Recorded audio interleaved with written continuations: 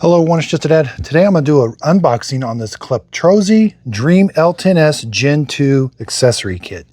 So here I've got the Dreame L10s Gen 2 with the original parts on it. Let's check the accessory kit here. So we get 6 mop pads, which we'll look at closer. We get 4 side brushes, 4 dust bags. Wow, these dust bags look really nice. Multiple layers. 4 of these dustbin filters. Ooh, yeah.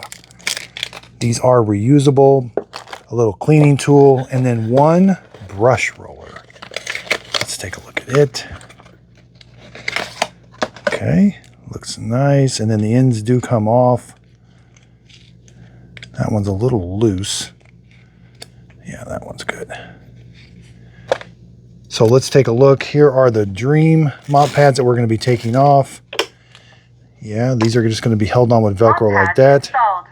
This is the main brush. We're going to see, yep, it's the same main brush, same side brush. Let's go over here to the dustbin filter. Yeah, same filter. These get really dirty, yeah. Same size filter. So that's just going to go in there like that. This looks like a really nice accessory kit. And the dust bag is the same, yep. So I hope this video helped. Thanks everybody for watching.